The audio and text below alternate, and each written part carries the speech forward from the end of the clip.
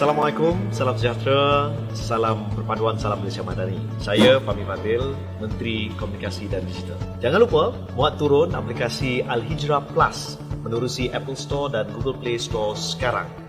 Ada 6,000 kandungan yang boleh ditonton di mana sahaja, tak kira waktu.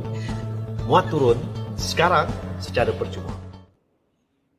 Assalamualaikum warahmatullahi wabarakatuh. Apa khabar penonton setia TV Al-Hijrah? Alhamdulillah, kalau tadi kita berada dalam segmen Assalamualaikum daripada pukul 6.30 pagi sampailah ke pukul 10 pagi. Kali ini kita sambung pula dalam Facebook Live bersama dengan Pertubuhan Mihrab. InsyaAllah minggu ni tajuk yang sangat mengujakan. Tapi sebelum tu, kalau boleh bagi mereka yang menonton Facebook Live ni, kalau boleh tekan button share untuk kongsikan supaya ilmu yang dikongsikan oleh panel kita pada pagi ini dapat memberi manfaat kepada orang lain juga. Dan juga kalau ada apa-apa persoalan ke, nak tanya ke, kan, kalau boleh komen dan kalau boleh muat turun aplikasi Al-Hijrah Plus secara percuma di Google Play Store ataupun di Apple Store sekarang juga. Sebabnya anda juga boleh menonton TV Al-Hijrah secara live streaming di aplikasi Al-Hijrah Plus, ataupun kalau tiba-tiba kita seronok sangat satu rancangan kat TV Hijrah ni tapi tak sempat nak tengok kat TV kan, so ada keulangannya, nak tengok ulangan pun tak tahu pukul berapa kan, jadi boleh tengok balik ulangan-ulangan itu di aplikasi Al-Hijrah Plus. Type saja nama program yang anda suka tu, contoh Cinta Ilmu ataupun program saya Sembang Moreh kan. Nak tengok balik Sembang Moreh tahun lepas kan. Jadi type saja Sembang Moreh, ada keluar kat situ. Nak tengok balik episod 1 ke, episod kedua ke, mudah saja, tak perlu bayar apa-apa. Just daftar sahaja di Google Play Store ataupun Apple Store, insyaAllah. Dan kita hari ini kita bersama dengan Ustaz Nazri Abbas yang merupakan Duta Pertubuhan Mihrab. Assalamualaikum Ustaz. Waalaikumsalam warahmatullahi wabarakatuh. Sihat Ustaz? Alhamdulillah bikhair, sihat. Alhamdulillah, Masya Allah. Jadi Ustaz, kita ni kita masih ada lagi mood, orang kata mood haji tu kan, awal musim haji baru je habis, tapi kita masih lagi dalam mood haji tu sebabnya ada yang baru balik daripada haji kan. Jadi kita rasa Masya Allah, aura haji tu masih ada kan, sebab kita pun masih dalam bulan Zulhijjah, kita di pertengahan bulan Zulhijjah ni kan. Jadi mungkin Ustaz boleh ceritakan antara peristiwa yang berlaku dalam bulan Zulhijjah ni, terutamanya cerita pengorbanan Nabi Ibrahim alaihissalam dan juga Nabi Ismail alaihissalam. Mungkin Ustaz boleh kongsikan juga dengan penonton setia TV Al-Hijrah. Silakan Ustaz. Assalamualaikum warahmatullahi wabarakatuh. Terima kasih Hanan dan kepada seluruh penonton-penonton Facebook Live kita pada pagi ini. Pagi yang sangat bertuah, subuh pagi Sayyidul Ayyam. Kita masih berada di bulan Zulhijjah, salah satu bulan haram yang mulia ini. Sebenarnya ini semua adalah atas kasih sayang Allah SWT, yang mana Allah sebenarnya sangat menyayangi kita. Allah sangat kasih kepada kita, Allah sangat cinta kepada hamba-hambanya. Cuma kita sajalah yang kadang-kadang selalunya tersungkur dalam nak menyambut cinta Allah itu, sehingga banyak sekali kita tengok dalam Al-Quran, dalam peristiwa-peristiwa hidup kita, banyak sekali perkara-perkara dan hal-hal yang Allah sebenarnya ingin mengajak kita kembali kepada dia. Kita mendekati dia. Kita menjadikan Allah itu sebagai cinta agung. Jadi pada kesempatan pada pagi yang mulia ini, dengan berkat Rasulullah SAW, saya ingin berkongsi kepada semua tentang tajuk yang kita bawakan pada pagi ini, seperti mana yang diwar-warkan oleh Hanan tadi, adalah ibrah pengorbanan Nabi Ibrahim dan Nabi Ismail alaihissalam. Dua-duanya adalah Nabi dan Rasul yang wajib kita ketahui, kena hafal daripada kecil. Kita kena hafal nama dua ni, sebab nama ini dia tidak boleh terpisah daripada diri kita. Kalau ada orang yang tidak mempelajari tentang sirah Nabi Ibrahim dan Nabi Ismail ini, seakan-akan hidupnya itu tidak cukup. Kalau kita masak, makanan tu tak ada garam.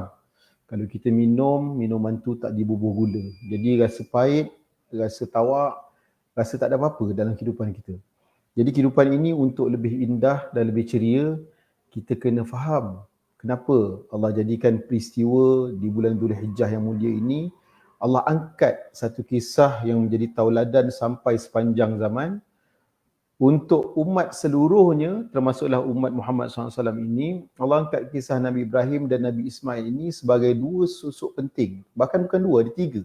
Termasuk Sayyidatina Hajar, bonda kita, yang menjadi guru, motivator untuk kita jadikan sebagai panduan dalam menyuluh kehidupan kita, dalam kita menghadapi segala masalah-masalah hengki-pengki, jam-jam yang berlaku dalam lebuh raya kehidupan kita.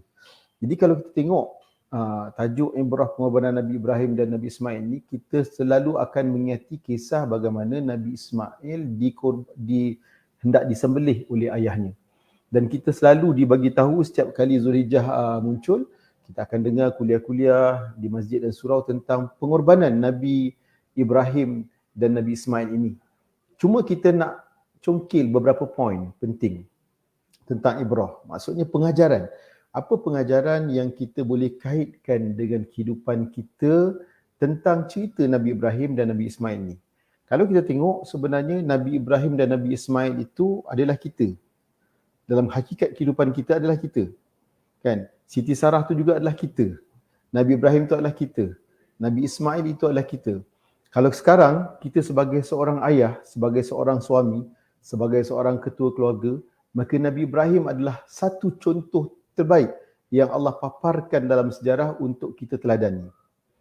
Kalau kita sekarang sebagai seorang remaja, sebagai seorang pemuda, sebagai seorang anak kecil, sebagai seorang anak lelaki, maka Nabi Ismail lah contoh teladan yang sangat bagus dan sangat sinonim dengan kita untuk kita jadikan suri tauladan kita. Kalau kita seorang wanita yang bakal menjadi seorang ibu, yang bakal menjadi seorang isteri atau seorang isteri yang menjadi sayap kiri dalam perjuangan hidup ini, maka Sayyidatina Hajar adalah contoh ikutan terbaik untuk kita jadikan tauladan dalam kehidupan kita. Jadi dalam kita menempuh kehidupan ini, kita sebenarnya akan bertemu dengan pelbagai kekusutan, pelbagai masalah, pelbagai kacau bilau dalam pemikiran dan jiwa kita. Tapi sungguhnya Allah tu Maha Pengasih, maka dijadikan kisah-kisah dalam Al-Quran, Sasul Quran ini, yang mana bagi orang yang ulul albab ataupun orang-orang yang mahu berfikir, dia akan jadikan kisah-kisah ini sebagai pemangkin untuk dia bangkit daripada dia jatuh dalam kehidupannya. Dia akan jadikan kisah-kisah ini sebagai panduan macam mana dia nak berjalan, ke kanan atau ke kiri atau jalan lurus. Dia akan jadikan kisah-kisah ini sebagai motivasi untuk dia tidak lesu dan akhirnya dia berputus asa. Jadi kisah-kisah dalam Quran ini hanya bermanfaat bagi orang-orang mukmin, hanya bermanfaat bagi orang-orang yang mahu berfikir, hanya bermanfaat bagi orang-orang yang mahu mengambil ia sebagai ibrah. Jadi apa kisahnya? Kita sebut kisah Nabi Ibrahim. Nabi Ibrahim adalah seorang ayah yang dia, kalau kita tengok dalam kisah sembelih, dia diarahkan oleh Allah untuk menyembelih Nabi Ismail. Ya. Dia seorang ayah yang sangat penyayang. Dia seorang suami yang sangat penyayang. Kalau kita tengok daripada awal kisah Nabi Ibrahim ni, dia dapat anak ketika usia dia dah tua. Dalam sirah disebutkan usianya lebih kurang dalam 99 tahun. Barulah Allah kurniakan anak. Mula-mula dia kahwin dengan Siti Sarah, tak ada anak. Kemudian dia kahwin dengan Sayyidina Hajar, barulah dapat anak, iaitu Nabi Ismail. Daripada kisah ini, kita tengok bagaimana seorang ayah yang mendambakan seorang waris untuk mewarisi legasi perjuangan untuk mendaulatkan kalimah Allah ini, dia dapat anak di hujung-hujung. Bayangkanlah sepanjang hidup dia tu, kasih dan cinta dia semua, dia bermunajat dengan Allah, buat kerja yang Allah perintahkan sebagai seorang Rasul. Dia berhadapan dengan pelbagai rintangan seawal daripada usia dia kecil. Jadi sampai kepada satu tahap, umurnya memerlukan seorang waris, maka tidak ada. Dan akhirnya apabila Nabi Ibrahim berdoa dan Allah kurniakan sekitar umur 99 tahun, dapatlah Nabi Ibrahim seorang anak daripada Sayyidina Hajar, iaitu Nabi Ismail. Apabila dikurniakan anak ini, maka terjadilah rasa satu kasih sayang, terjadilah kasih dan cinta dalam hati seorang ayah. Itu fitrah. Kita tak boleh lari daripada fitrah mengasihi seorang anak. Orang yang baru dapat anak, dia akan tahu macam mana excited dia dapat anak ni, seronok dia dapat anak ni kan. Jadi salah satu nikmat yang besar. Jadi bila dia dapat anak, dia rasa seronok, dan dia dapat anak itu sebenarnya dia terlupa. Kalau kita baca dalam kisah yang telah diriwayatkan oleh Imam Ghazali, Nabi Ismail pernah mengungkapkan kata-kata kalaulah dia dapat anak lelaki, maka anaknya pun dia sanggup untuk korbankan kerana cinta kepada Allah. Sebab Nabi Ibrahim ni sangat dicemburui oleh para malaikat, sangat dikagumi oleh para malaikat sebab sifatnya yang mulia, antaranya pemurahnya yang menjadi contoh tauladan kita, dia suka berkorban. Time korban dia akan korban 1000 ekor kambing, 300 ekor lembu, 100 ekor unta. Bayangkan Nabi Ibrahim waktu dulu pun berkorban kalah kita. Kan, yang gemuk-gemuk, yang cantik-cantik, yang dagingnya mantap, dikorbankan semata-mata kerana Allah SWT. Dan semata-mata untuk buktikan aku korban ya Allah sebab aku cinta dengan kau. Dan pernah terkeluar dalam kata-kata Nabi Ibrahim, hatta nak ceritakan betapa hebatnya cinta Nabi Ibrahim pada Allah ni, kalau dapat anak pun dia sanggup korbankan anak dia. Dan akhirnya pada satu saat ketika mana dia dapat anak, Allah uji Nabi Ibrahim untuk menunaikan janjinya. Maka datanglah dalam mimpi Nabi Ibrahim wahyu Allah SWT memerintahkan untuk Nabi Ibrahim menyembelih Nabi Ismail pada hari yang ke-8. Kalau kita ingat sebagai hari Tarwiyah, waktu itu adalah hari di mana Nabi Ibrahim sedang berfikir-fikir, sedang cuba ingat-ingat apa benda yang dimaksudkan dalam mimpi. Pada hari yang ke-9, iaitu hari di mana semua orang-orang yang melakukan ibadah haji berwukuf di Arafah. Waktu itu adalah hari di mana Nabi Ibrahim mula mengenal pasti apakah maksud mimpi, maksud wahyu yang datang dalam mimpi Nabi Ibrahim. Rupa-rupanya Nabi Ibrahim diperintah oleh Allah untuk menyembelih buah hatinya. Satu-satunya buah hati yang selama ini diharapkan menyambung legasi perjuangannya, diarah oleh Allah untuk sembelih. Logiknya, kalau kita sebagai seorang manusia suruh sembelih anak, confirm kita akan sedih. Logiknya. Dan waktu itu disuruh untuk sembelih. Ketika mana disuruh untuk sembelih tu, Nabi Ibrahim yang hebatnya dalam kisah-kisah yang termaktub dalam kitab, Nabi Ibrahim tidak mewakilkan wahyu itu kepada orang lain. Ini yang hebatnya, Nabi Ibrahim sendiri yang buat. Dalam kisah ini kita akan tengok macam mana iblis datang menggoda kan kepada Nabi Ibrahim, kemudian digoda kepada Sayyidina Hajar, kemudian iblis datang menggoda Nabi Ismail. Tiga-tiga manusia yang digoda ni semuanya berakhir dengan kegagalan yang mengecewakan iblis. Jadi dalam hidup kita ni, kita sedang melalui fasa-fasa ni. Kita ada fasa-fasa kita, kadang-kadang kita keluar dalam mulut kita, ya Allah aku cinta engkau, aku sayang engkau. Sekali Allah uji kita. Sekarang Allah tengah menguji kita ni. Betul ke cinta dekat aku, betul ke sayang dekat aku kan? Nampaknya kau ralat ataupun kau ralit dengan leka dengan dunia yang kau hadapi sekarang ni kan? Jadi sekarang Allah perintahkan Nabi Ibrahim kata, betul kau kata kau cinta aku, sembelih anak kau. Waktu nak sembelih tu pun sebenarnya Nabi Ibrahim bila dia dah sampai pada hari yang ke-9 tu dah yakin bahawa dia diperintah Allah untuk sembelih, itu pun dia datangi lagi dengan gangguan daripada iblis. Kan datang goda. Kalaulah Nabi Ibrahim tidak ada kejituan tauhid, jiwa tauhid yang hebat, kecintaan pada Allah yang hebat, tentu Nabi Ibrahim akan melayan juga kerenah iblis. Tentu Sayyidatina Hajar kalau dia tidak dididik, dia tidak menjadi seorang isteri yang solehah, tidak menjadi ibu yang solehah, tentu dia akan melayan barang sedikit persoalan-persoalan, keraguan-keraguan yang ditimbulkan oleh iblis la'natullah alaih.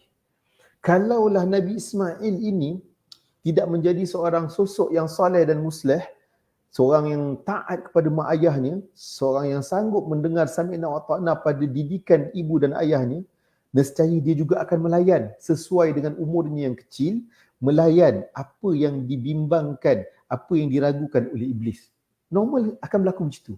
Tapi dalam kisah Nabi Ibrahim ini terangkum satu ibrah yang sangat hebat, di mana tiga-tiga karakter ni mempunyai kejituan, kepaduan, kehebatan jiwa tauhid yang luar biasa. Keunggulan cinta kepada Allah yang sangat hebat dan luar biasa. Keyakinan dan keikhlasan pada Allah SWT yang sangat tidak boleh dipertikaikan. Dan akhirnya, natijah daripada itu kita melihat bagaimana kisah iblis yang akhirnya buta sebelah matanya akibat dilempar oleh Nabi Ismail daripada seorang tangan anak yang cilik dan licik dan hebat, dia baling atas dasar takwa yang ada dalam hati dia. Ini antara pengajaran yang kita boleh gambarkan, dan sebenarnya bila kisah Nabi Ibrahim dan Ismail dipaparkan dalam Quran, Allah sebenarnya nak suruh kita korbankan apa? Kalau setakat korbankan lembu, kambing, saya rasa ramai orang yang mampu korbankan lebih daripada sebahagian. Ramai yang orang masa berkorban, tangan dia tak ketak. Ramai yang berkorban, dia kata, tak kisah, sebahagian je pun, seekor je pun, 2 ekor. Jadi sebenarnya apa maksud korban kat situ sampai dia tak terkorban pun, tak terasa terkorban.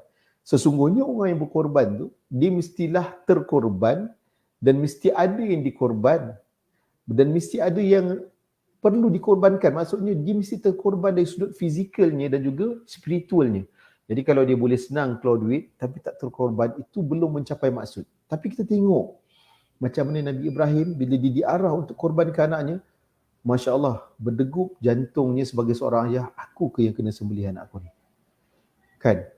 Aku ke yang kena potong kepala dia, pisahkan kepala daripada badannya, kena melihat darahnya, kena berpisah dengan dia selama-lamanya, sedangkan ini orang yang aku tunggu-tunggu sekian lama. Ini sangat-sangat menyebabkan Nabi Ibrahim tersentak. Tapi kita tengok macam mana Nabi Ismail, dia adalah pembantu dalam urusan korban ni yang paling hebat dalam dunia. Di mana dia sendiri mencadangkan, ayah nanti kalau nak sembelih Ismail, ayah jangan tengok. Ayah nanti kalau ayah nak sembelih Ismail, ayah asah pisau tu tajam-tajam supaya Ismail tak terasa sakit. Ayah nanti kalau ayah nak sembelih Ismail, ayah ikatlah tangan dengan kaki Ismail, bawa tali kan, ikat kuat-kuat supaya tidak mengurangkan pahala Ismail. Dia memberi cadangan-cadangan yang luar biasa. Yang kalau kita tengokkan, dia bukan ada masuk universiti, bukan seorang anak yang belajar dengan sekolah-sekolah yang hebat-hebat. Kan? Dia belajar dengan alam, dia belajar dengan bapaknya. Tapi bagaimana jiwa tauhidnya sampai dia boleh memberi saranan-saranan yang luar biasa kepada ayahnya untuk memudahkan wahyu yang diperintahkan Allah pada ayahnya itu terjadi secara 100% perfect. Ini yang digambarkan oleh sejarah bahawa kerjasama kombinasi dalam sebuah keluarga, ibu, ayah dan anak-anak boleh membina baiti jannati. Boleh membina syurga sebelum syurga. Boleh menjadikan kita hidup dalam syurga dunia dan membawa kepada syurga akhirat. Kalau tidak ada gabungan kerjasama ini antara ibu, ayah, suami, isteri dan anak-anak, mustahil kita boleh hidup di syurga akhirat, lagi-lagilah mustahil untuk kita menikmati syurga di dunia. Sebab tu hari ini kita melihat banyak orang yang hidupannya porak-poranda, huru-hara, walaupun fasilitis yang Allah bagi, nikmat lahiriah banyak. Tapi tidak terjadi begitu. Kerana apa? Kerana pengorbanan itu belum lagi mencapai kepada seperti mana yang Allah maksudkan dalam peristiwa Nabi Ibrahim dan Nabi Ismail ni. Wallahualam itu sebagai permulaan untuk kita, saudara Hanan. Masya Allah, sungguh cantik penceritaan Ustaz, sungguh besar pengorbanan yang dilakukan oleh Nabi Ibrahim AS dan juga Nabi Ismail AS, dan juga betapa taatnya mereka kepada perintah Allah. Namun saya tertarik kata-kata Ustaz pada hujung tadi kan, kadang-kadang ialah kita ni ada duit tapi kita tak buat pun korban kan pada tahun ini kan. Bukan tahun ni je Ustaz kan, tahun-tahun sebelum pun kita tak ada pun nak buat korban kan. Sedangkan duit tu ada. Kita, saya nampak orang Melayu ni dia lebih kepada sedekah, zakat kan. Tapi korban ni, yelah kalau ada duit lebih apa salahnya buat tiap-tiap tahun kan. Jadi Ustaz, mungkin kalau tadi kita dah tengok konteks maksud korban tu dalam melalui cerita Nabi Ibrahim kan. Tapi maksud pengorbanan dari sudut pandang Islam ni macam mana pula Ustaz? Okey, kalau kita tengok perkataan korban tu sendiri, dia maksud satu perbuatan ataupun satu ibadah yang disyariatkan oleh Allah, tujuannya untuk mendekatkan. Mendekatkan apa? Mendekatkan kita hamba dengan Khaliqnya, iaitu Allah Jalla wa'ala. Jadi maknanya tujuan, misi, visi kepada ibadah korban ni tadi adalah semakin kita berkorban, semakin kita dekat. Semakin kita dekat dengan Allah, semakin kita jauh dengan murka Allah. Semakin kita dekat dengan Allah, artinya kita dekat dengan syurga. Kita dekat dengan benda-benda yang baik. Kita dekat dengan perkara-perkara yang membawa kepada mahmudah. Dan semakin jauh kita dengan madhumah. Semakin jauh kita dengan neraka. Semakin jauh kita dengan hiruk pikuk dunia. Jadi ini bermaksud korban itu mempunyai satu nilai yang besar dalam kehidupan kita, yang memberi impak yang maksimal dalam kehidupan kita, yang beri natijah yang sangat positif, yang luar biasa, bukan sekadar di peringkat individu. Maksudnya bila kita buat korban ni, dia bukan memberi natijah yang positif semata-mata untuk diri kita.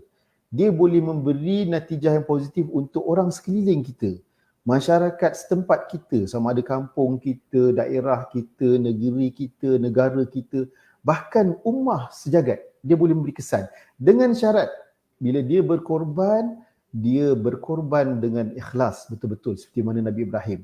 Sebab tu kita katakan dalam kisah ini, Nabi Ibrahim tu kita. Sebenarnya setiap kita ada Ismail tersendiri dalam erti kata kiasan. Ya? Setiap kita ada Ismail kita sendiri. Apa Ismail kita sendiri? Iaitu benda yang kita sayang. Kalau dulu, boleh kita kata Nabi Ibrahim, dia sayang Lamborghini, dia sayang banglo mewah, dia sayang jet peribadi, dia ada trilion-trilion dolar, dia sayang emas permata. Tak ada. Nabi Ibrahim tidak ada harta-harta yang begitu. Nabi Ibrahim harta paling dia sayang adalah Ismail alaihissalam. Kan? Itulah harta yang paling dia sayangi dari konteks dari konteks makhluk. Kan? Jadi bila mana dia sangat menyayangi itu, membuatkan Allah cemburu. Sebab dua cinta tidak boleh berada dalam satu hati. Cinta yang tulus lagi mulus hanya untuk lillahi ta'ala. Jadi seorang Rasul, lagi-lagilah dia seorang Rasul yang ulul azmi, maka tidak pantas untuk meletakkan cinta makhluk bertakhta di hatinya sama dengan ataupun mengambil bahagian cinta Allah yang sudah sekian lama bertakhta di hati. Sama juga dengan kita. Kalau kita kata kita nak cinta Allah sebenarnya, dalam arti kata kita nak betul-betul mencintai Allah, memang tidak ada jalan lain mesti kurban. Kita jangan pandang korban tu dari sudut, sembelih kambing, sembelih lembu, sembelih unta, sembelih kerbau. Bukan. Kalau sekadar itu saja, maka macam mana pula bagi mereka yang tidak ada duit nak berkorban? Adakah mereka tidak perlu mengambil pengajaran, mengambil nikmat, mengambil kebaikan daripada ibadah korban setiap tahun? Orang yang tak ada mampu ni macam mana? Ataupun kalau orang terlebih mampu, dia berkorban, tapi tak terasa terkorban, tak mendekatkan diri dia dengan Allah, macam mana? Jadi sebab tu kita kena faham peristiwa ibadah korban ini, sifu dia, mentor dia adalah Nabi Ibrahim AS dan Nabi Ismail AS dan juga Siti Hajar anha. Jadi kat sini kita nampak bahawa kita ni nak kena korbankan yang lebih dahsyat daripada lembu, unta, kambing tadi, iaitu Ismail yang ada dalam hati kita. Ismail yang ada dalam hati kita apa? Mungkin duit. Duit ni Ismail kita, benda yang kita paling sayang. Mungkin pangkat. Kita dengan jawatan pangkat ni kita tak boleh dengar. Kalau ada potensi untuk naik pangkat, kita akan kejar, kita akan usaha, kita akan dapatkan. Kan? Mungkin kita punya Ismail dalam hati kita ni ada seorang orang kata perempuan yang kita suka, ataupun ada seorang lelaki yang kita cintai. Mungkin juga kita punya Ismail dalam hati kita ni, kita ada cita-cita besar. Aku nak kena pakai kereta ni, aku nak kena ada rumah besar sekian. Kan? Jadi Ismail yang ada dalam hati kita ni rupanya bukan satu macam Nabi Ibrahim. Nabi Ibrahim ada Ismail, tapi kita ada banyak Ismail dalam hati kita. Yang mana Ismail yang begitu banyak, yang berkumpul, yang dah berkeladak dalam hati kita ni, dia menjadi satu tembok besar. Tembok yang menghalang untuk kita dapat mencapai nikmat cinta Allah SWT. Sesungguhnya bila kita dapat Allah, kita dapat segala-galanya. Tapi bila kita tidak dapat Allah, segala-galanya yang ada pada kita tidak ada erti. Sebab tu Allah selalu menyebut dalam Al-Quran, dalam hadis ada disebut orang yang rajin baca Bismillahirrahmanirrahim ni, setiap tingkah laku dia berkat. Dikaitkan dengan Ar-Rahman Ar-Rahim. Supaya Allah nak pasak pada diri kita ni, Allah Maha Pengasih, Maha Penyayang, Maha Pengasih, Maha Penyayang. Allah nak bagi tahu kita, cintalah aku, kasihlah aku, kan. Sesungguhnya aku yang bagi kamu rezeki, aku yang bagi kamu kesihatan, aku yang bagi kamu rumah, kereta, isteri, keluarga, anak-anak, aku yang bagi. Sayang dan cinta ialah Quran. Buanglah cinta-cinta yang tak penting tu, yang memang sebenarnya itu semua bangkai. Especially dunia, kan. Especially benda-benda yang boleh memisahkan, yang menjarakkan kita dengan Allah. Jadi ini sebenarnya ibrah paling utama dalam kisah Nabi Ibrahim ni. Allah nak tunjukkan bila Nabi Ibrahim berjaya sembelih saja, berjaya melepasi ujian untuk menyembelih Nabi Ismail. Kalau kita mula-mula kan Nabi Ibrahim waktu nak sembelih tu, tak putus pun, tak boleh tu pun, tak lut pun. Cukuplah. Allah dah suruh sembelih, Allah tak suruh 2-3 kali, Allah suruh sekali sembelih, aku buat tak lut. Akibat tak jadi lah. Seronok Nabi Ismail tak kena sembelih. Tak. Dia cuba lagi. Sampai ada riwayat menceritakan Nabi Ibrahim tetap alat penyembelihan itu dengan sebuah batu dan batu tu terbelah dua. Nabi Ibrahim kata, wahai batu, kau yang keras ni pun boleh terbelah dua. Kenapa kau tidak boleh mencederakan ataupun memisahkan Ismail daripada badannya? Jadi akhirnya Allah menjawab bahawa sebenarnya kami mengutuskan ujian ini kepada kamu, wahai Ibrahim, bukanlah untuk menyusahkanmu, tapi adalah untuk mentarbiah, mendidik. Jadi bila kita masuk dalam bulan Zulhijjah, dapat direzekikan Allah untuk melakukan ibadah korban, kita terdidik tak? Soalannya terdidik tak? Kalau tak terdidik, kita rasa nothing. 350 is nothing for me. 5K is nothing for me. 6K, 9K is nothing for me. Dia tidak terdidik. Tak terasa, ya Allah Tuanku. Kan? Tak terdidik lah sebenarnya. Orang terdidik kan kita tahu macam mana kan fenomena yang berlaku dalam jiwa dia. Orang terdidik, orang dengan orang yang tak terasa terdidik. Jadi kan dia akan mendapat natijah yang berbeza. Jadi Nabi Ibrahim masa dia nak potong tu, dia memang rasa terdidik betul. Allah Tuanku, bila anakku apa semua ni kan. Tapi dia kata tak apa, semata-mata kerana Allah, aku sanggup juga. Tak boleh, kali kedua buat juga, kali ketiga sampailah akhirnya Allah gantikan kan dia benar azim.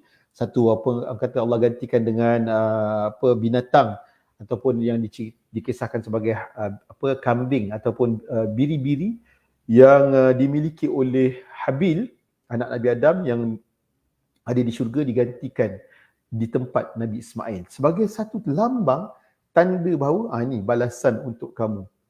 Orang yang betul-betul berkorban, yang terkorban kerana Allah, yang betul-betul berkorban sampai dia terasa dekat dengan Allah, maka ini balasannya. Allah tunjukkan, Allah ambil barang daripada syurga digantikan dengan tempat Nabi Ismail AS.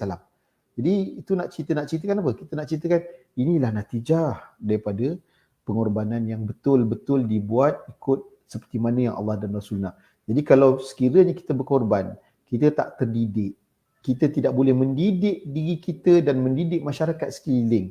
Kita hanya boleh bersorak-sorak, berseronok-seronok, makan sup lah, makan itu semata-mata, kenyang lepas tu pergi tandas, tapi tidak memberi impak yang boleh menyebabkan kita rasa insaf, kita terasa kita dah jauh dengan Allah, kita kena cepat bergegas kembali kepada Allah. Maka khalas, haba'an manthurah. Mana ibadah kita tadi tu kita buat secara zahirnya amalan tu dah terlaksana, tapi secara kualitinya amalan tu kemungkinan Allah tak terima sebab tidak melahirkan natijah yang positif. Jadi kita harap bahawa perkongsian kita ni sedikit sebanyak boleh membuka perhatian minda kita dan hati kita bagaimana kita nak mengkualitikan lagi ibadah korban kita daripada hari ke hari. So jangan kita anggap kita perlu ada duit untuk beli sebagian lembu dan kambing. Yang penting kita korbankan Ismail dalam diri kita ni setiap hari.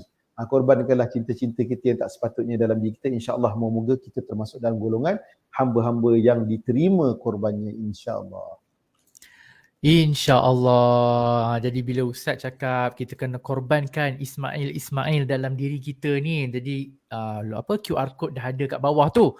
Jadi kepada yang menonton Facebook Live TV Al-Hijrah sekarang ni, jomlah kita berinfak, bersedekah, berwakaf untuk pembangunan aset Islam, terutamanya masjid dan juga tahfiz bersama dengan Pertubuhan Mihrab. Moga-moga infak kita, sedekah kita, wakaf kita ni dapat membantu lebih ramai lagi yang lebih memerlukan, dan moga-moga ianya berbalik kepada tuan-tuan dan puan-puan yang menonton yang berinfak ni, manfaatnya kembali kepada anda semua, insya-Allah. Jadi Ustaz, saya tertarik bila Ustaz kata kita sebenarnya ialah kena didik hati kita ni kan.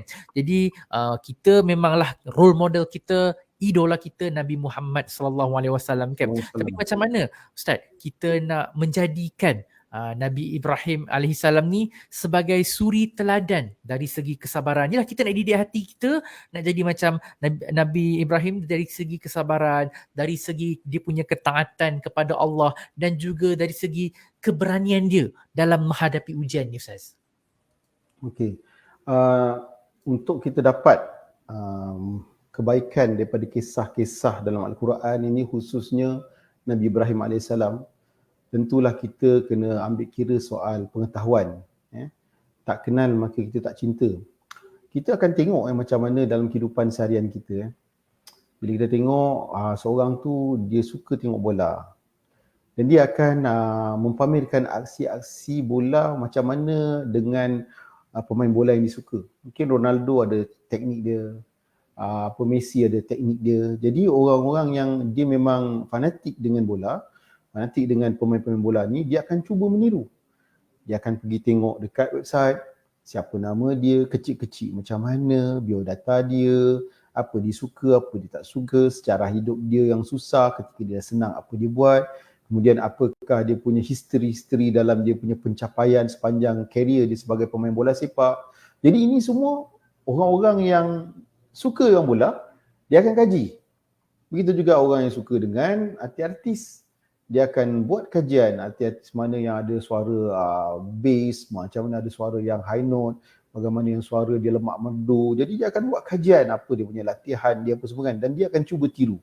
Dan hari ni kita memang nampak ada orang-orang yang boleh tiru macam suara Piramli, ada orang boleh tiru macam suara Siti Nurhaliza dan sebagainya. Begitu juga dengan pemain bola dan begitu juga dengan hal-hal yang berkaitan dengan urusan dunia. Kan orang sekarang menjadikan mentor-mentor mereka, contohnya Datuk Syed Mokhtar Bukhari, Tan Sri Syed Mokhtar Bukhari, lepas tu dan sebagainya, jutawan-jutawan yang ada di seluruh dunia untuk mereka tiru macam mana nak jadi orang-orang yang berjaya ni. Jadi kita kemungkinan yang kita lihat secara realitinya, jarang kita nak highlight betul-betul dalam kehidupan kita, sama ada di peringkat di rumah kita maupun di peringkat waktu kita belajar di sekolah rendah, sekolah menengah, universiti, untuk kita up habis-habisan public figure ni. Kita up betul-betul sosok yang bernama Nabi Ibrahim AS ni. Nabi Ismail AS ni sungguh-sungguh kurang. Sebab apa saya kata kurang? Sebabnya tak ramai yang boleh menghayati Ibrah ini, tak ramai orang yang boleh menghayati apa yang dilalui oleh Nabi Ibrahim dan Nabi Ismail ini, melainkan mereka-mereka yang cenderung dan mereka-mereka yang berusaha untuk menghayati perkara itu. Sebagai contoh, kalau kita kata tak kenal maka tak cinta, maka usaha pertama kita punya gerak langkah kerja kita yang pertama, kita kena membaca. Ini penting membaca. Sebab tu kita tengok dalam ayat yang pertama Allah turunkan kepada Rasulullah SAW adalah Iqra. Surah Al-Alaq, Iqra. Allah suruh kita baca. Maknanya baca ni semua peringkat boleh. Orang muda, orang tua, orang miskin, orang susah, kaya boleh baca. Kan, orang sakit kan boleh baca, orang sihat pun boleh baca, orang naik kenderaan, orang yang jalan kaki boleh baca, dalam kapal terbang boleh baca. Jadi membaca ni penting. Tapi apa yang kita baca? Yang ini kita kena tahu bagaimana kita boleh mencari maklumat-maklumat yang ada tentang orang yang bernama Nabi Ibrahim dan Nabi Ismail. Contohnya, kita buka kisah Al-Quran. Kan? Kisah-kisah dalam Al-Quran. Kita buka kisah-kisah dalam Quran. Banyak sekarang buku-buku yang dulunya bahasa Arab dah diterjemahkan. Qisasul Anbiya contohnya. Kita baca kisah-kisah tu. Dan bila kita membaca satu kisah, kita kena cuba melatih imajinasi kita. Maksudnya, kita membayangkan bagaimanalah penatnya Siti Hajar berlari-lari daripada Safa ke Marwah yang jaraknya jauh. Ketika itu bayangkan, dia tidak pakai slipper Skechers. Dia tidak pakai kasut Skechers. Bayangkan ketika itu tidak ada marmar. Hanya batu-batu panas yang berbonggol-bonggol bagaikan paku-paku refleksi. Bayangkan ketika itu tidak ada bumbung. Bayangkan ketika itu tidak ada kipas dan aircon. Bayangkan pada ketika itu tidak ada sumber air untuk membasahi dahaga ketika berlari-lari. Dan ketika itu tekanan perasaan yang berlaku ke dalam hati Siti Hajar adalah dia melihat anaknya itu hampir-hampir mati. Sehingga Siti Hajar keluarkan satu kalimat, kalau engkau nak mati, matilah di tempat yang aku tidak boleh melihatnya. Maksudnya dia tak sanggup nak tengok Nabi Ismail mati di depan mata dia. Mati boleh mati, tapi jangan tempat yang dia boleh nampak. Betapa sayangnya. Jadi kita kena bila membaca tu, jangan sekadar kita baca dan kita macam burung kakak tua. Tapi kita baca, kita bayangkan macam mana ya agaknya susah, macam mana kalau aku. Jadi ini penting untuk kita generate kita punya ruh penghayatan kita supaya kita boleh mengambil ibrah. Kalau tidak susah. And then kita perlu juga sebenarnya cari guru. Kita mungkin ada halaqah-halaqah, mungkin ada usrah-usrah yang ada dalam di sekeliling kita yang kita boleh join, yang mereka juga buka kitab-kitab tentang sirah Nabawiyah ini untuk kita belajar dan kita berkongsi. Sebab bila kita berada dalam majlis ilmu, dia akan berlaku mudzakarah. Sebab tu kita tengok ulama cakap hayatul ilm bil mudzakarah. Hidupnya ilmu tu adalah dengan bermudzakarah, berbincang. Kalau kita tidak berbincang, tidak mengeluarkan pendapat, tidak mengeluarkan apa ulasan-ulasan, pandangan-pandangan, ilmu tu dia jadi jumud, dia jadi beku, pasif. Dia tak berkembang. Jadi bila dia dah berkembang hasil daripada mudzakarah, daripada usrah-usrah, halaqah-halaqah yang kita buat, buka satu kitab, and then kita akan terasa hati kita bagai mendapat satu siraman. Siraman air yang dapat menyejukkan kepanasan diri kita. Dia akan dapat menyebabkan kita rasa refresh. Dia akan rasa kita dah bertenaga. Itu yang membuatkan kita tengok ada kelompok manusia yang bila berhadapan dengan ujian hidup hari ini, contohnya ujian hidup hari ini ekonomi terumbang-ambing, dia akan down. Dia akan kena anxiety contohnya. Tapi ada susuk-susuk manusia yang ekonomi naik ke jatuh ke, bagi dia tidak ada rasa kecewa, dia tidak ada rasa kecewa, tidak ada rasa sedih. Ya? Seperti mana yang disebut dalam Quran, orang-orang yang beriman itu tidak ada dalam hatinya rasa sedih dan kecewa. Jadi maknanya dia kukuh, teguh, pasak hati dia dengan Allah Subhanahu Wa Taala. Jadi ini hasil daripada mereka termotivasi dengan kisah-kisah pengajaran-pengajaran yang dibawa oleh susuk-susuk macam Nabi Ibrahim AS, macam Nabi Ismail AS. Sebenarnya bagi saya kisah dua orang anak ni, dia sangat-sangat patut kita tahu, lebih-lebih lagi bagi mereka yang dah bergelar seorang ayah. Macam kita dah ada anak kan. Jadi macam mana kita, tanggungjawab kita nak bawa anak-anak kita masuk syurga. Sebab Allah perintahkan ku anfusakum wa ahlikum nara. Ini adalah agenda projek mega paling besar di dunia. Tidak ada projek mega yang terbesar melainkan perintah Allah ini untuk kita jayakan, iaitu ku anfusakum wa ahlikum nara. Sekarang Nabi Ibrahim dia dah berjaya melaksanakan ku anfusakum wa ahlikum nara tu. Sekarang dia sedang berhibur, bergembira di alam sana dengan anak-anak dan isterinya. Bagaimana kita? Jadi sebab itu untuk kita berjaya, kita perlu ada mentor. Kita perlu ada satu dipanggil role model. Dan role model dan mentor yang terbaik adalah Nabi-Nabi dan Rasul-Rasul. Terutama baginda Rasulullah SAW. Dan Nabi Ibrahim adalah sosok yang sangat dikenali dalam karakter baginda sebagai seorang yang sangat hebat dalam berkorban. So daripada kisah-kisah yang saya sebut tadi, daripada tips-tips tadi, kemungkinan insya-Allah boleh membantu untuk kita up penghayatan kita. Dan selebihnya, doalah. Selebihnya bercakaplah dengan Allah. Monologlah selalu dengan Allah. Ya Allah Tuhan kami ni lemah, banyak dosa, kami ni harap berkorban, tapi kami berkorban, nafsu kami tak terkorban ya Allah. Kan, yang kami korbankan adalah hubungan cinta kami dengan Kau. Kita ni berkorban juga, cuma kita mengorbankan hubungan cinta kita dengan Allah. Sepatutnya bila kita berkorban, kita disuruh untuk berkorban, kita korbankan nafsu kita. Kita korbankan kehendak-kehendak yang menjauhkan kita dengan Allah. Bila itu terjadi, maka makin mendekatlah kita kepada Allah. Tetapi bila sebaliknya terjadi, kita korbankan hubungan kita dengan Allah, maka semakin menjauhlah kita dengan Allah. Wallahu a'lam bissawab. Masya Allah, itu dia kan. Jadi kepada mereka yang sedang menonton live ni kan, kalau boleh like banyak-banyak, tap banyak-banyak supaya ramai lagi dapat tengok live ni dan ramai lagi dapat manfaat daripada perbincangan bersama dengan Ustaz Nazrin Abbas pada pagi ni, insya-Allah. Jadi Ustaz, saya pun difahamkan yang Ustaz sekarang ni sedang dalam usaha untuk membantu pihak Pertubuhan Mihrab untuk mengumpul dana bagi kempen membangun aset-aset Islam. Jadi mungkin ialah Ustaz boleh kongsikan serba sedikit berkaitan dengan kempen ini, Ustaz. Okey, baiklah. Sebenarnya bila Hanan tadi menyebut saya bertanggungjawab untuk membantu Mihrab, sebenarnya dia tidak ada isu saya membantu. Mihrab, kita semua saling bantu-membantu. Kita semua termasuk dalam kategori orang-orang yang ingin kebaikan, yang kebaikan itu membuatkan kita dapat takwa. Sebab tu dalam Quran Allah sebut wa ta'awanu 'alal birri wat taqwa wa la ta'awanu 'alal itsmi wal 'udwan. Jadi maknanya untuk kita mencapai kebaikan, inilah manusia, mana ada manusia tak nak baik. Semua manusia nak benda baik je. Nak kereta paling baik, nak rumah paling baik, nak isteri paling comel, nak suami macam paling handsome macam Hanan. Apa semua nak macam tu kan.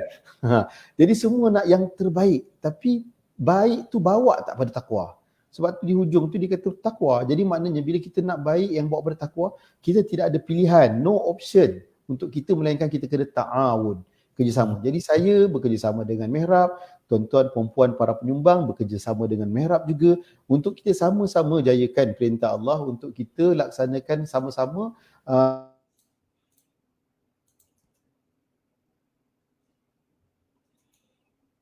Ah, nampaknya line kita mungkin tersangkut.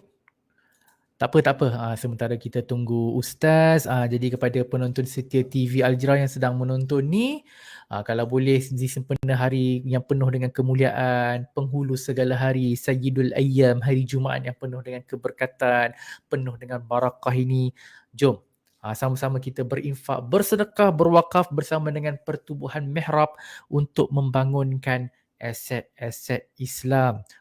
Jadi macam Pertubuhan Mihrab ni, macam yang saya tahu, dia ada beberapa masjid yang dibantu untuk dibangunkan, untuk dibaik pulih, ada juga Mahat Tafiz kan. Jadi inilah yang akan kita bantukan. Contohnya masjid di Kajang ini. Masjid di Kajang ini, Masjid Al-Falah. Masya Allah, masjid ni cantik. Sebenarnya kawasan masjid ni agak sempit, tapi yelah masjid asal tu lagilah. Kalau kat masjid baru ni kita tengok ruang kat tepi tu pun tak ada banyak sangat. Tapi bila ada masjid baru ni, dia boleh menampung lebih ramai jemaah. Sebab kawasan tu, nampak kalau tengok kawasan tu keliling tu, ya Allah, memang sangat banyak rumah-rumah kan. Jadi kalau ikutkan masjid yang sedia ada tu tak dapat menampung. Okey, Alhamdulillah kita dah kembali bersama dengan Ustaz. Ustaz dah hadir di talian sekarang ni. Masya Allah. Mungkin Ustaz boleh sambung balik Ustaz? Okey, jadi Alhamdulillah Pertubuhan Mihrab dengan izin Allah kita sedang berusaha untuk mengumpulkan aset-aset Islam. Maksudnya kita sedang menjayakan satu-satu projek yang kita nampak ada dia punya masa depan yang cerah. Contohnya sekarang ni kita nak bantu masjid. Nampak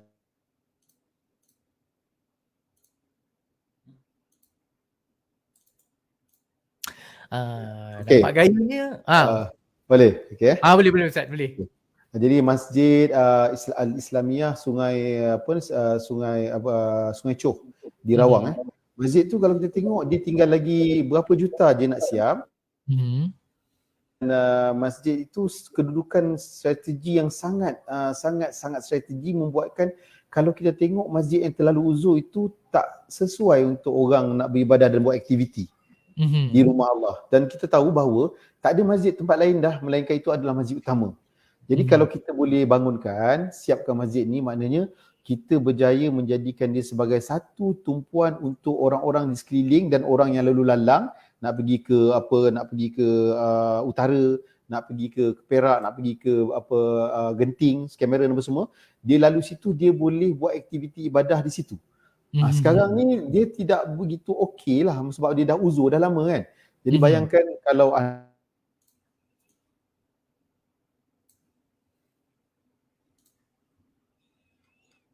tak suara saya? Okey, dengar suara saya? Dengar. Okey, jadi kalau anda ingin rasakan bahawa ini sangat penting, saya mengajak dan menyeru untuk saudara-saudari semua untuk kita jayakan projek aset Islam ni supaya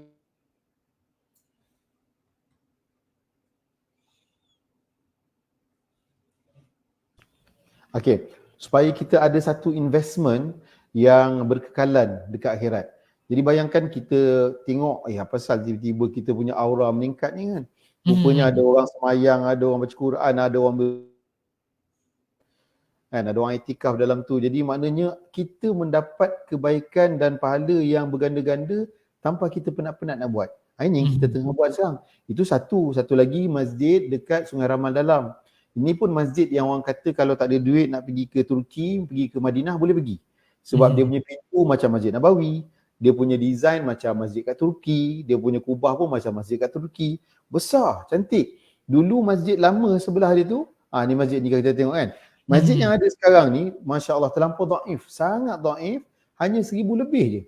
Bayangkan masjid ini siap, dia tinggal lagi beberapa persen. Maknanya tak salah saya tak sampai 10%. Sikit lagi nak siap.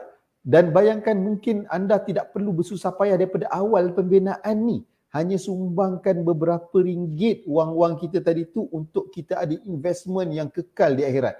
Bayangkan kita sedang berusaha untuk menjadi jutawan-jutawan, bilioner di akhirat. Inilah kita punya projek mega kita sekarang untuk membina aset-aset Islam. Ni tengok cantik kan. Masuk dalam tu, Confused kan? orang rasa macam, ui nak semayang banyak-banyak lah kan. Nak baca Quran banyak-banyak lah, nak berzikir banyak-banyak kan. Ini sebenarnya kita tengah usahakan. Jadi kita tak nak lah kita je masuk syurga contohnya kan. Syurga bukannya kecil, luas. Betul, Kalau betul. boleh kita ajak ramai-ramai masuk syurga. Jadi salah satu daripada pintu-pintu jalan-jalan untuk menuju syurga tu inilah, iaitu kita sama-sama membangunkan aset Islam yang telah dimudah carakan, diuruskan oleh Pertubuhan Mihrab. Jadi Pertubuhan Mihrab ni sebagai satu medium lah untuk memudahkan tugas kita, untuk memudahkan perjalanan kita menjadi bilioner, trilioner akhirat, insya-Allah. Dan bukan sekadar masjid ni pentinglah sebab rumah Allah kan. Sebab kita tengok pun Rasulullah bila sampai Madinah, benda perkara pertama sekali yang buat adalah membina Masjid Quba. Jadi dalam masa yang sama, kita tak boleh lari daripada membangunkan institusi pendidikan yang bertaraf international. Jadi antara institusi pendidikan itu adalah Mahat Tahfiz Sains Fatimah Az-Zahra yang terletak di Seri Gombak. Kalau siapa pergi Seri Gombak, atas bukit tu ada satu je Maybank kat situ, ada Petronas. Dekat depan Maybank tu ada rumah kedai yang dah lebih 10 tahun. Kat situlah MTS FAST beroperasi. Bayangkan tak ada padang, tak ada tempat untuk anak-anak ni berbaris, beratur, buat aktiviti. Bayangkan semuanya kat dalam bangunan kedai. Dan peningkatan kepada pelajar-pelajar di MTS FAST semakin meningkat. Ini dah nak dekat berapa ratus lah. Kan orang kata dah hampir 400 orang. Kalau nak terima lagi tak boleh. Tempat sangat terhad. Kita tak nak orang kata terima ramai orang sampai menyebabkan kualiti pendidikan kita terjejas. Sebab kita nak melahirkan Hamlatul Quran ni, kita kena pastikan mereka ni cemerlang dunia, cemerlang akhirat. Jadi bagaimana ini nak terjadi kalau bukan dengan sama-sama kita usaha untuk berinfak. Jadi maknanya, MTS FAST dia akan usaha untuk melahirkan pelajar-pelajar yang berperwatakan seperti Nabi Ibrahim, Nabi Ismail dan Sayyidatina Hajar. Kita yang di luar sana mungkin tak ada masa, kita tak apalah, kita buat kerja kita meniaga ke, menjadi penjawat awam ke, kita donate. Kita bantu, kita salurkan infak kita setiap hari, pastikan bahawa mereka dapat sekolah yang selesa, dapat sekolah yang mempunyai fasilitis yang lengkap untuk dia orang ni makin giat belajar menjadi ulama-ulama warathatul anbiya. Jadi ini yang kita tengah usahakan dalam erti kata bagaimana untuk membangunkan aset Islam. Inilah yang usaha-usaha kerdil lah yang sebenarnya Pertubuhan Mihrab buat. Bukanlah orang kata ini paling besar, paling gempak kan. Tak. Usaha ini kalau kita nak bandingkan dengan apa yang Nabi Ibrahim buat tadi tu, Nabi Ibrahim buat lagi besar. Walaupun ceritanya tu sembelih di Nabi Ismail, walaupun ceritanya itu membina Baitul Atiq kan. Tetapi Allah mengangkat kisah mereka ini sehingga dianugerahkan mereka ini menjadi Khalilullah, menjadi orang-orang yang dicintai Allah. Kita buat kerja-kerja ni memanglah masuk medsos dan sebagainya, tapi tak tentu lagi diterima. Tapi yang paling bahaya bila kita tak berbuat. Ini yang paling bahaya. Kita dah berbuat ni, kita doa selalu, ya Allah Tuhanku, moga terimalah, taqabbal ibadatuna kan, terimalah ibadah-ibadah kami ni Allah kan. Jangan kita tak diterima, buat-buat Allah tak terima, Allah campak macam kain buruk, tak nak lah. Dan inilah usaha-usaha yang kami nak ajak semua, fastabiqul khairat. Mari kita berlumba-lumba, mari kita berdua-dua klik.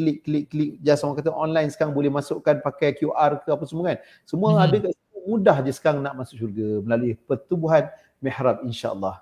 InsyaAllah kan. Jadi kalau penonton nampak QR code tu dekat sini, QR code ni, scan sahaja, lepas tu dia akan bawa direct ke Pertubuhan Mihrab punya laman web. Dekat situ kan, yang menariknya Ustaz, laman web tu yang saya tertariknya, dia boleh nampak apa sumbangan semasa. Kalau kita derma RM30 kan, dia terus naik kat situ RM30 kan. Sebab sekarang ni targetnya 12 juta. Tapi yang berjaya dikumpul 3 juta lebih dan kita memerlukan lebih 8 juta lebih lagi. Jadi sumbangan boleh serendah RM30 sehingga ke tak kisahlah kan, kalau banyak duit, infak sedekah lagi banyak kan. Jadi Ustaz, kalau tadilah cerita pasal pengorbanan Nabi Ibrahim kan, dan juga kita nak mengorbankan Ismail dalam diri kita ni kan. Jadi adakah kalau contohnya macam bersedekah, berinfak, berwakaf untuk aset Islam terutamanya masjid dan tahfiz ni pun dikira sebagai pengorbanan kita Ustaz? Ya, sebenarnya apa saja yang ada pada diri kita, harta kita yang kita infakkan di jalan Allah, Allah ambil kira. Allah tak tengok berapa banyak kita infak, tapi Allah tengok sejauh mana takwa yang ada dalam hati kita. Allah tengok sejauh mana keikhlasan daripada hati kita. Jadi kita ni nak tunggu ikhlas baru nak infak, dia tak jadi. Sebab untuk mendapat ikhlas, untuk mendapat takwa tu dia perlu latihan secara berperingkat, tadriji. Maksudnya kita infak lah. mula-mula mungkinlah kita rasa berat. Infak RM1 bagilah 50 sen. Kan? Sebab tu kita tengok dalam sebuah hadis Nabi ada sebut, hendaklah kamu takut kan dengan api neraka walaupun dengan sebelah tamar kan. Maknanya dengan kurma tu pun berapa harga dia kalau sebiji? Kalau sebiji lah berapa harga dia kan? Mengikut jenis lah, mungkin RM1, mungkin 50 sen. Jadi maknanya jangan langsung tak berbuat. Jadi kalau kita kata berkorban tak termasuk tak dalam korban, ya, ini yang dikatakan salah satu pengorbanan yang ada Ismail yang ada dalam diri kita. Kita mungkin tidak mampu nak buat berkorban tahun ni kan, sebab mungkin kos lembu dah naik. Okey, katalah sebahagian lembu RM900. Kami tak mampu ya Allah nak bagikan. Tapi nak juga termasuk dalam kategori hamba-hamba yang berkorban, yang meraihkan bulan Zulhijjah sebagai bulan syiar, bulan untuk orang-orang yang membuktikan cinta melalui pengorbanan. Korbanlah yang ada, RM100, RM50 kan, untuk membangunkan aset Islam. Bangun, hantar. Kalau tak mampu dari sudut duit, mungkinlah kita ada harta yang boleh dicairkan. Benda ni boleh buat bincang lah dengan kita Pertubuhan Mihrab. Mungkin ada benda yang nak dicairkan dalam bentuk aset-aset beku dan sebagainya. Boleh kita bincangkan. Yang penting dia ada inisiatif untuk dikorbankan Ismail yang ada dalam diri dia. Dia ada inisiatif untuk korbankan nafsu dia. Dia ada inisiatif untuk buang rasa memiliki, rasa dimiliki ni. Ini sangat penyakit yang sangat ditakuti oleh para ulama. Iaitu dia rasa duit ni aku punya, emas ni aku punya, harta ni aku punya, ini semua ana yang punya kan. Itu habislah. Kalau dia rasa ini semua dunia ini ana yang punya, habis. Maknanya dia tak rasa semua itu adalah milik Allah, akhirnya dia akan pegang macam Qarun. Dia akan simpan, dia akan peluk, dia akan dakap dan dia pun akan dibenamkan dalam bumi macam mana Qarun dibenamkan oleh Allah. Na'udzubillah min dzalik. Masya Allah kan. Jadi kepada mereka yang nak bersama-sama dengan Pertubuhan Mihrab, nak bersedekah, berinfak, berwakaf, scan sahaja QR code tu, insya-Allah sumbangan anda, sedekah anda akan terus disalurkan untuk membangunkan aset-aset Islam, terutamanya masjid dan juga tahfiz. Kalau nak tahu dengan lebih lanjut berkaitan dengan Pertubuhan Mihrab, boleh je WhatsApp nombor tu 011-1963-2876, ataupun bagi kadang-kadang yelah Ustaz kan, mak-mak kita, bapak kita ni kadang-kadang dia tak reti sangat nak scan QR code ni kan. Dia kata nak scan macam mana kan, phone dia tu boleh buka kamera je. Kalau kita tahulah buka kamera tu kita terus scan je kan. Mak bapak kita kadang-kadang tak tahu. Jadi boleh ambil tu nombor akaun Maybank 562405654420. Boleh sumbangkan dekat situ. InsyaAllah besar pahalanya, banyak manfaatnya. Kalau tak tahu juga tak apalah, kita orang kata print screen ataupun snap daripada phone tu, simpan gambar ni, ada nombor akaun tu, simpan, insya-Allah boleh buat selepas ni. Sebab hari ni hari Jumaat kan, tambah pula kita dalam bulan Zulhijjah kan Ustaz kan. Jadi besar pahalanya kan. Masya-Allah. Jadi Ustaz, yang terakhirnya mungkin kesimpulan daripada tajuk kita pada pagi ni Ustaz, ibrah pengorbanan Nabi Ibrahim dan juga Nabi Ismail. Jadi untuk kesimpulannya, marilah sama-sama kita bermuhasabah diri kita. Untuk kita tanya diri kita sepanjang daripada hidup kita ini, apakah setiap kali Allah rezekikan kita untuk meraihkan bulan Zulhijjah, adakah kita sudah berjaya untuk menjadi seperti Nabi Ibrahim AS? Adakah kita sudah berjaya untuk membawa karakter-karakter positif seperti Nabi Ismail AS? Adakah kita telah berjaya untuk meniru tauladan ataupun contoh-contoh baik yang dibawakan oleh bonda kita Siti Hajar alaihissalam. Jadi perkara-perkara ini harus dan wajib kita muhasabah sebab kita semakin hari semakin tua. Kita semakin hari semakin dekat dengan kematian. Tapi adakah dekatnya kita dengan kematian ini menyebabkan kita dekat dengan Allah? Ataupun kita semakin dekat dengan mati tapi kita semakin jauh dengan Allah? Ini hal-hal yang patut kita dan wajar kita untuk muhasabahkan, supaya kita tidak menjadi orang yang rugi, yang muflis di dunia, lebih-lebih lagi muflis di akhirat. Kita nak semua di antara kita ni menggembirakan, membanggakan hati Rasulullah SAW, biar semua umat Muhammad SAW ini masuk syurga, berkumpul dengan baginda Nabi SAW, menjadi kebanggaan baginda kepada Nabi-Nabi yang lain. Lihatlah umatku ini jaguh dalam berkorban, mereka berkorban tanpa mengira harta mereka, tanpa mengira wang ringgit mereka. Mereka korbankan semata-mata meraih redha dan cinta Allah. Kita nak macam tu. Tapi kalau kita tak mampu buat macam Nabi Ibrahim, tak mampu buat macam Sayyidina Abu Bakar, tak mampu buat macam Rasulullah SAW, maka bermula dah dengan apa yang kita mampu. Bermula itu lebih baik daripada kita tidak melakukan apa-apa tindakan. Bermula itu adalah satu tindakan yang mengeluarkan kita daripada kegagalan, sedangkan kalau kita hanya berdiam diri dan kita hanya berfikir-fikir, itu akan menjadi pembunuh senyap dalam hidup kita. Jadi saya doakan semoga semua penyumbang-penyumbang, kita ucapkan jutaan terima kasih kepada penyumbang-penyumbang yang setia bersama Pertubuhan Mihrab, yang saya tahu semuanya nak dapat pahala orang hafal Quran, nak dapat pahala orang beribadah di masjid, nak dapat pahala orang berzikir, nak dapat pahala orang iktikaf, yang mana itu semua adalah milik anda jika anda inginkannya. Yang mana itu adalah semua hak anda sekiranya anda cuba untuk meraihnya. Jadi kita sama-sama bertahun, sama-sama kita berlumba-lumba buat kebaikan. Moga-moga nanti Allah akan membuka ruang-ruang dan perjalanan kita ke syurga dimudahkan Allah. Bukan saja perjalanan kita di akhirat dimudahkan Allah. Yang penting juga perjalanan kita di dunia ini juga Allah mudahkan. Ada masalah, Allah selesaikan dengan mudah. Dan Allah jadikan kita orang-orang yang berjaya dunia akhirat. Allah jadikan kita orang-orang yang dapat memberi manfaat seperti mana disebut khairun nas man yanfa'umun nas, insya-Allah. Jadi sekali lagi Pertubuhan Mihrab mengucapkan jutaan terima kasih kepada semua dan moga-moga kita semua mendapat redha dan rahmat daripada Allah Subhanahu Wa Taala. InsyaAllah. Jadi kepada penonton setia TV Al-Hijrah, jom sama-sama kita berinfak, bersedekah, berwakaf bersama dengan Pertubuhan Mihrab. Scan saja QR code di bawah tu, insyaAllah sumbangan anda besar, manfaatnya besar, maknanya buat mereka yang menerima sumbangan tersebut, insyaAllah kan. Jadi saya nak ucapkan jutaan terima kasih juga kepada Ustaz Nazir Abbas yang merupakan Duta Pertubuhan Mihrab kerana sudi bersama dengan kami dalam slot live kali ini dengan tajuknya Ibrah Pengorbanan Nabi Ibrahim dan juga Nabi Ismail alaihi salam. Moga-moga siapa yang menonton dapat manfaatnya. Jadi jangan lupa untuk kongsikan live ni, kalau boleh share di grup-grup lain supaya ramai lagi yang dapat perkongsian, ramai lagi yang dapat mendidik hati, dapat meneladani kisah-kisah Nabi Ibrahim dan juga Nabi Ismail dan juga Siti Hajar, insya-Allah. Dan jangan lupa untuk muat turun aplikasi Al-Hijrah Plus macam dekat sebelah saya ni. Ni sebelah ni. Macam mana nak tunjuk ni? Macam ni. Kan ada QR code ni, scan saja QR code ni, anda boleh muat turun. Kalau pakai telefon Android boleh muat turun dekat Google Play Store. Kalau pakai Apple boleh pergi ke Apple Store, boleh muat turun secara percuma. Dan dalam tu ada lebih kurang 6,000 kandungan program-program TV Al-Hijrah yang pernah disiarkan dahulu. Kalau mungkin rindu nak tengok Ustaz Don, rindu nak tengok Ustaz Zoramli, rindu nak tengok Ustaz Datuk Badli Shah kan, rindu nak tengok nama-nama besar dalam industri dakwah di negara kita ni kan, boleh pergi ke aplikasi Al-Hijrah Plus, lepas tu download dan boleh tonton semana-mana program yang anda suka.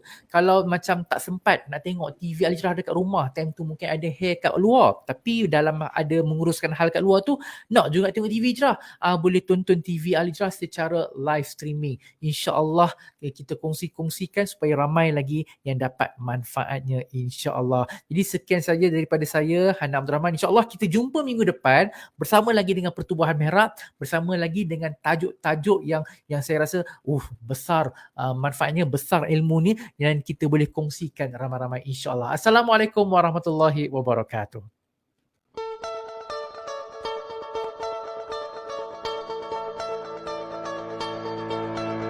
Assalamualaikum, salam sejahtera, salam perpaduan, salam Malaysia Madani. Saya Fahmi Fadil, Menteri Komunikasi dan Digital. Jangan lupa muat turun aplikasi Al-Hijrah Plus menerusi Apple Store dan Google Play Store sekarang. Ada 6,000 kandungan yang boleh ditonton di mana sahaja, tak kira waktu.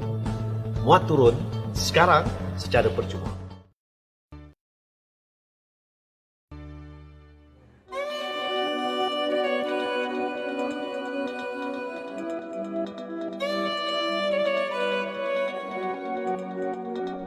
Ini adalah keadaan Masjid Nurul Islamiyah, Sungai Chu.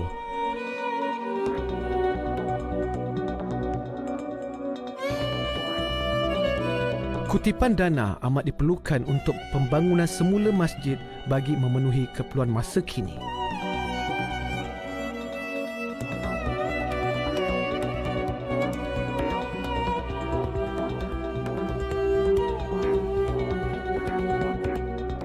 Masjid akan dibina di atas tapak yang sama, jadi dana sebanyak 10 juta ringgit diperlukan untuk membina masjid baru.